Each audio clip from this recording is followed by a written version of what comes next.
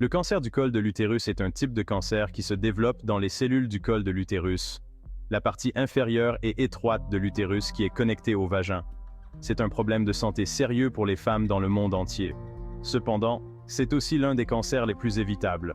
Avec un dépistage précoce et un traitement approprié, les chances de survie augmentent considérablement. Cette vidéo fournira des informations essentielles sur le cancer du col de l'utérus, y compris ses symptômes, ses causes, ses traitements et les stratégies de prévention. Comprendre les bases de cette maladie peut permettre aux femmes de prendre leur santé en main et de prendre des décisions éclairées. En augmentant la sensibilisation et en encourageant l'éducation, nous pouvons travailler ensemble pour réduire l'impact du cancer du col de l'utérus et sauver des vies. Le cancer du col de l'utérus est souvent appelé une maladie silencieuse, car à ses débuts, il ne provoque souvent pas de symptômes perceptibles, ce qui le rend difficile à détecter tôt. C'est l'une des raisons pour lesquelles les dépistages réguliers sont cruciaux pour la détection précoce. Cependant, à mesure que la maladie progresse, certaines femmes peuvent commencer à présenter des symptômes. L'un des symptômes les plus courants du cancer du col de l'utérus est un saignement vaginal anormal. Il peut s'agir de saignements entre les règles, de saignements après un rapport sexuel ou de règles plus abondantes ou plus longues que d'habitude. Les autres symptômes potentiels comprennent des douleurs pelviennes, des douleurs pendant les rapports sexuels et des pertes vaginales inhabituelles. Ces symptômes ne sont pas exclusifs au cancer du col de l'utérus et peuvent être causés par divers facteurs, y compris des infections. Si vous présentez l'un de ces symptômes, il est important de consulter un professionnel de santé pour obtenir un diagnostic précis et approprié.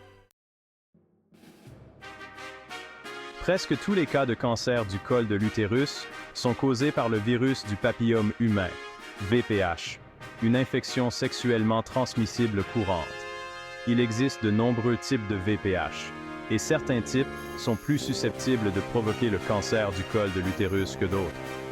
L'infection au VPH est fréquente et, dans la plupart des cas, l'organisme élimine l'infection de lui-même. Cependant, dans certains cas, l'infection peut persister et entraîner des modifications cellulaires du col de l'utérus qui peuvent éventuellement évoluer en cancer. Parmi les autres facteurs de risque de cancer du col de l'utérus, citons le tabagisme, l'affaiblissement du système immunitaire et les antécédents familiaux de la maladie. Comprendre ces facteurs de risque peut aider les femmes à faire des choix éclairés en matière de santé et à prendre des mesures pour réduire leurs risques. Le cancer du col de l'utérus est classé en différents stades, en fonction de l'étendue de la maladie et de la propagation des cellules cancéreuses. Stade 0. Il s'agit du stade le plus précoce, également appelé carcinome in situ, où des cellules anormales ne se trouvent que dans la couche superficielle du col de l'utérus, sans envahir les tissus plus profonds. Stade 1. Le cancer est limité au col de l'utérus, sans propagation aux tissus voisins. Stade 2. Le cancer s'est propagé au-delà du col de l'utérus, aux tissus voisins, mais n'a pas atteint la paroi pelvienne ni la partie inférieure du vagin. Stade 3. Le cancer s'est propagé à la paroi pelvienne ou à la partie inférieure du vagin, affectant ces zones de manière significative. Stade 4. Le cancer s'est propagé à des organes distants, tels que la vessie, le rectum, le foie, les poumons ou les os, rendant le traitement plus complexe. Le stade du cancer du col de l'utérus est un facteur crucial pour déterminer l'approche thérapeutique la plus appropriée et le pronostic du patient. Sixième partie. Naviguer parmi les options de traitement. Le traitement du cancer du col de l'utérus varie en fonction du stade de la maladie, de l'état de santé général de la patiente et d'autres facteurs individuels. La chirurgie, la radiothérapie et la chimiothérapie sont des modalités thérapeutiques courantes. La chirurgie peut consister à retirer la tumeur, le col de l'utérus, conisation ou trachélectomie, ou l'utérus en entier, hystérectomie. La radiothérapie utilise des rayons à haute énergie pour tuer les cellules cancéreuses, tandis que la chimiothérapie utilise des médicaments pour détruire les cellules cancéreuses. Les plans de traitement sont souvent adaptés à chaque patiente et peuvent associer plusieurs de ces thérapies. Septième partie. Le pouvoir de la prévention. Vaccins et pratiques sûres. La prévention du cancer du col de l'utérus commence par la compréhension et la réduction des facteurs de risque. La vaccination contre le VPH est un outil puissant pour réduire le risque de cancer du col de l'utérus. Le vaccin contre le VPH est plus efficace lorsqu'il est administré avant que les personnes ne deviennent sexuellement actives et est recommandé aux adolescents. La pratique de rapports sexuels protégés en utilisant des préservatifs peut également réduire le risque d'infection au VPH. En outre, l'adoption d'un mode de vie sain en ne fumant pas, en ayant une alimentation équilibrée et en faisant de l'exercice régulièrement peut contribuer au bien-être général et potentiellement réduire le risque de développer un cancer. 8e partie. Vivre avec le cancer du col de l'utérus. Soutien et ressources. Un diagnostic de cancer du col de l'utérus peut entraîner diverses émotions et difficultés. Il est essentiel de se rappeler que vous n'êtes pas seul. Un soutien est offert aux patientes et à leurs proches. Les groupes de soutien, en ligne et en personne, offrent une plateforme permettant aux personnes de communiquer avec d'autres personnes qui vivent des expériences similaires. Ils offrent un soutien émotionnel, des conseils pratiques et un sentiment d'appartenance.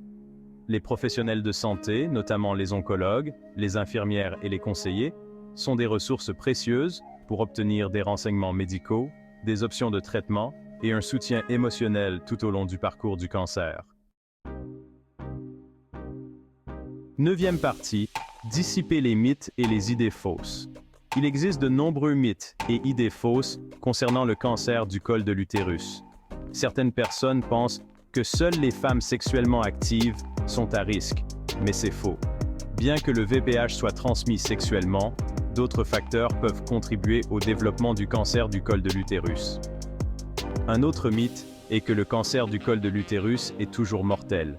Bien qu'il s'agisse d'une maladie grave, les progrès du traitement ont considérablement amélioré les taux de survie, en particulier lorsqu'il est détecté à un stade précoce. Il est essentiel de se fier à des sources d'informations fiables et de consulter des professionnels de santé pour obtenir des renseignements exacts et à jour sur le cancer du col de l'utérus. 10e partie. L'importance du dépistage précoce. La détection précoce du cancer du col de l'utérus est primordiale pour la réussite du traitement.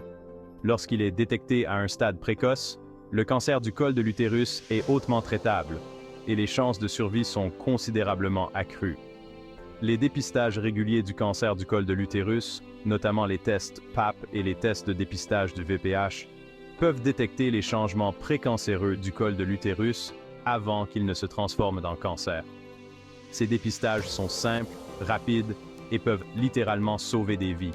Il est essentiel que les femmes accordent la priorité à leur santé et qu'elles prennent rendez-vous régulièrement avec leurs fournisseurs de soins de santé pour ces importants dépistages. 11e partie. Un appel à l'action. Promouvoir la santé des femmes.